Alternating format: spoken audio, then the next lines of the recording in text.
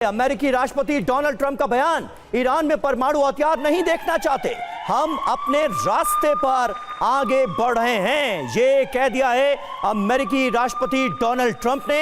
यानी ईरान को लेकर अमेरिका का रुख सुपर अग्रेसिव नजर आ रहा है, बहुत आक्रामक नजर आ रहा है। अमेरिकी राष्ट्रपति डोनाल्ड ट्रंप ने कहा ईरान को 60 दिन का वक्त दिया था, ईरान ने समझौते पर हस्ताक्षर नहीं किए, मूर्खता पर आमादा है ईरान, ये कह रहे हैं डोनाल्ड ट्रंप।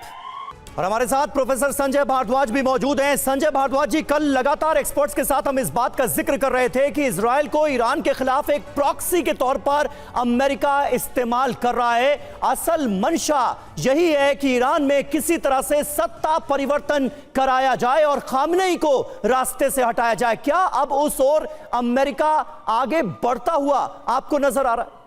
देखिए, बात ठीक है कि प्रॉक्सी मिला हुआ है, लेकिन मकसद दोनों का एक है। मकसद है ईरान को डीन्यूक्लियराइज करना, खamenei को बाहर करना, चीन जैसे जो बढ़ती हुई शक्ति है उसको मिडिल ईस्ट से बाहर रखना, और जो लीडरशिप है वो सऊदी अरबिया के पास। तो ये चार साफ इनके मकसद है। लेकिन ये बात, एक बात और, जैसे ट्रंप ने सबको अल्टीमेटम दिया, रशिया यूक्रेन में अल्टीमेटम दिया, इस युद्ध को ख़त्म करने में 24 घंटे का अल्टीमेटम दिया, ईरान को कहा कि आप 60 दिन में आप हमास को भी अल्टीमेटम दिया। देखिए, मुझे लगता है कि अल्टीमेटम उनका मकसद है कि अपना लीडरशिप को दुनिया में कायम करना। लेकिन ये बात भी मान के चलिए कि जो वहाँ का डीप स्टेट है अमेरिका का जो अपना सिस्टम है, जो इंस्टीट्यूशंस हैं, वो कहीं ना कहीं इस पॉलिसीज़ को कॉन्स्टेंटली बहुत सूझबूझ के साथ आगे बढ़ाने का प्रयास कर रहे हैं। अल्टीमेटम ठीक है, नहीं मान रहे तो हमारा अगला कदम ये होगा।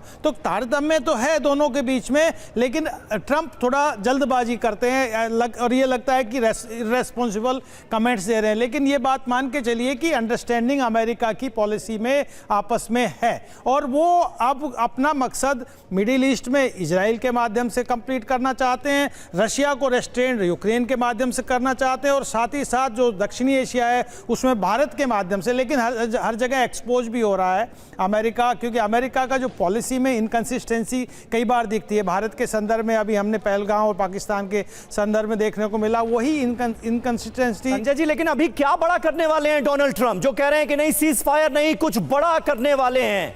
फ्रांस के राष्ट्रपति इमैनुअल मैक्रोन जो बोल रहे हैं उनको वो गलत साबित करते हुए इस बात का जिक्र कर रहे हैं, क्या कर देंगे अब? समीर, एक पॉइंट मैं यहाँ पे जरूर जोड़ूंगा। नहीं, लेकिन इस सवाल का जवाब दे दो। मैक्रोन क्यों इस स्टेटमेंट दे रहे हैं? वो सोच रहे हैं कि देखिए, जो यूरोप को एनर्जी नहीं हो रही है, वो जो नेतन्याहू कह रहे हैं खामनेई का खात्मा होगा, कहीं इस पर तो फैसला सहमति निश्चित रूप से। देखिए, खामनेई का खात्मा तो इनका मकसद है, पहला मैं न्यूक्लियर से भी ज्यादा बड़ा मकसद हो गया खामनेई का खात्मा। ठीक है।